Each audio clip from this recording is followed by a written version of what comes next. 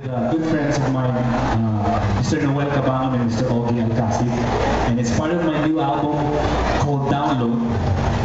Pero ito, ang maganda dito sa song na to kasi this is a song na ang feeling namin talks about kung ano ang nasa puso, isipan ng mga Pinoy sa ngayon.